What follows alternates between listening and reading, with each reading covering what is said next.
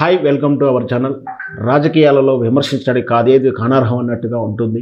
అప్పటి వరకు గొప్పవాళ్ళు, మహానుభావులు, దయార్థ హృదయాలను పొడిన వాళ్ళే ఎప్పుడైతే రాజకీయాల్లోకి బయటకు వస్తారో, రాజకీయాలకు వచ్చిన తర్వాత వాళ్ళ ప్రమేయం లేకుండానే శత్రువులు తయారవుతారు. అలా ప్రమేయం లేకుండానే మిత్రులు తయారవుతారు. వాళ్ళు చెప్పకుండానే వాళ్ళ వ్యక్తిగత విషయాల్లోకి, వ్యక్తిగత జీవితాల్లోకి వెళ్ళిపోయి ఎప్పుడో 20-30 సంవత్సరాల క్రితం జరిగిన సంఘటనలను వెలికితీసి ఆ రాజకీయ నాయకులు విమర్శించడానికి, పోలరైజ్ చేయడానికి ప్రత్యర్థులు రెడీగా ఉంటారు. అలాగే షర్మిల ఎప్పుడైతే ఆంధ్రప్రదేశ్ రాజకీయాల్లో కాంగ్రెస్ తరఫున పోటీ చేయాలనుకుంటుందో, ఎప్పుడైతే జగన్మోహన్ రెడ్డికి వ్యతిరేకంగా పోదలుచుకుంటుందో అప్పుడే కొత్త వార్తలు బయటకు వచ్చాయి. ఇంతవరకు తెలంగాణలో ఉన్నప్పుడు షర్మిల వ్యక్తిగత జీవితం నుంచి ఏ రోజు కూడా వాక్యాలు రానట్టుది ఆంధ్రప్రదేశ్ ఎలాగానే ఆమె వ్యక్తిగత జీవితంలో ఎప్పుడో జరిగిపోయిన సంఘటన తాలూకు ఆ మొదటి వివాహం తాలూకు వార్తలను వైరల్ అవుతున్నాయి, ట్రోలింగ్ అవుతున్నాయి. షర్మిలకు మొదటి భర్త అయినటువంటి చంద్రప్రతాప్ని ఎవరు చంపారు, ఆ చంపడం, చనిపోయినటువంటి విషయంపై అనుమానాలంటూ ట్రోలింగ్ స్టార్ట్ చేశారు. విచిత్రమైన కథలు, విభిన్నమైనటువంటి వార్తలు వైరల్ అవుతున్నాయి, సోషల్ మీడియాలో చర్చలు అవుతున్నాయి.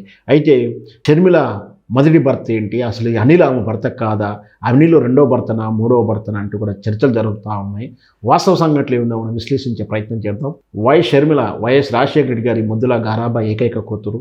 అయితే రాజశేఖర రెడ్డి గారి అడ్మినిస్ట్రేషన్ పవర్ కానీ, కుటుంబాన్ని నేపథ్య విషయాలకు కానీ, కుటుంబానికి అనుబంధంగా ఉన్న విధానాలకు కానీ, తన బంధుమిత్రులను ఆప్యాయంగా పలకరించడం కానీ, వాళ్ళని డీల్ చేసే విషయంలో కూడా ఒక చాకచక్యమైనటువంటి, ఒక వ్యూహాత్మకమైనటువంటి విధానం ఉంటుందని అందరికీ తెలిసిన విషయమే.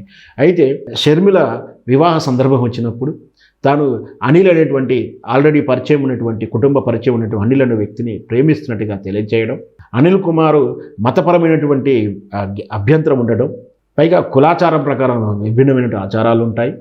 మనకు ప్రేమని నేను యాక్సెప్ట్ చేయడం కాదు ఇక్కడ సమస్య. ప్రేమ పెళ్లి తర్వాత జరిగే విభిన్నమైన పరిస్థితులు, ప్రతికూల వాతావరణాలు, అక్కడ నాన్ సింక్ నడుస్తుంటుంది. కాబట్టి ప్రేమ వివాహం మీద, ఇలాంటి ప్రేమ మీద నాకు సదుద్దేశం లేదంటూ చాలా స్ట్రిక్ట్గాను, సీరియస్గాను, చాలా సెన్సిటివ్గానే షర్మిల అనిల్ ప్రేమని తిరస్కరించినట్టుగా సమాచారం. అయితే కొన్నాళ్ళ తర్వాత యాదృచ్ఛికంగానో లేదా ఏం జరిగిందో కానీ అనిల్ విషయంలో మభ్యపెడుతూనే షర్మిలకు తన మేనమామైనటువంటి అయ్యమ్మ గారి బ్రదర్ అయినటువంటి చంద్రప్రతాప్ రెడ్డితో వివాహం జరిగింది. అది కూడా మౌనంగా, బెదిరించలేని మౌనమా లేక పరిస్థితులకు తలంచుకుందా షర్మిల పెళ్ళైతే చేసుకుంది. కానీ చాలా తెలివిగా వివాహానంతరం కాపురానికి వెళ్లకుండా దానికి కొన్నాళ్ళు టైం కావాలి, నేను ఈ పరిస్థితుల నుంచి నేను సింక్ అవ్వడానికి మూలు కావాలి అని చెప్పేసి కండిషన్ పెట్టేసి, ఆ కండిషన్ నుంచి ఆమె అమెరికా వెళ్ళిపోయిన తర్వాత అమెరికాలో అనిల్ని రహస్య మ్యారేజ్ చేసుకోవడం, తప్పని పరిస్థితుల్లో ఈ పెళ్లిని అంగీకరించాల్సిన పరిస్థితి రావడం, టెక్నికల్గా చంద్రప్రతాప్కు డైవర్స్ ఇప్పించి చంద్రప్రతాప్కు వాళ్ళే దగ్గరుండి మరొక వివాహం చేసి తర్వాత ఎవరి వ్యక్తిగత జీవితంలో వాళ్ళ హాయిగా ఉన్నారు. అయితే ఆ తర్వాత కలిగినటువంటి పరిణామక్రమంలో వైఎస్ రాజశేఖర రెడ్డి గారు ముఖ్యమంత్రి అవ్వడానికి కానీ, తర్వాత రాజకీయ కారణాలు కానీ, వ్యాపార రావణాలు కానీ, కుటుంబ సంబంధాలు కానీ కలిసి సాఫీగానే సాగాయి. అయితే ఈ చంద్రప్రతాప్ సినీ నిర్మాత కూడా, సినీ ప్రొడక్షన్ కంపెనీలో కూడా ఉన్నాడు. యోగి చిత్రం తాలూకు ప్రొడక్షన్లో తను కూడా భాగస్వామి అని తెలుస్తుంది. అలాగే కొన్ని చిత్రాల్లో పెట్టుబడి పెట్టి నిర్మాతగా వ్యవహరించాడని కూడా తెలుస్తుంది.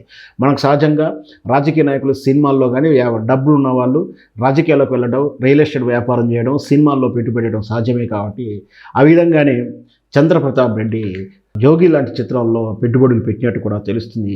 అయితే వ్యాపార నిమిత్తమై బెంగళూరు పోయి వస్తున్నప్పుడు రోడ్డు ప్రమాదంలో చనిపోయింది. యాదృచ్ఛికంగా అనుకోని సంఘటనగానే అర్జెంటుగా చనిపోవడం జరిగింది. అలాంటి చావును కూడా ఇప్పుడు రాజకీయాల కోసం ముందుకు తీసుకొచ్చి ఆ చావు మీద నీళ్ళుగా అనుమానాలు పెట్టడం అనేది నిజంగా కూడా సిగ్గుచేటు. ఎందుకంటే ఎప్పుడు లేని అతను ఈరోజు తెర మీదకి తీసుకురావడం అంటే కేవలం షర్మిల రాజకీయంగా టార్గెట్ చేసి ట్రోలింగ్ చేయడం అవుతుంది తప్పించి వాస్తవాలు కాదని కూడా గ్రహించాలి.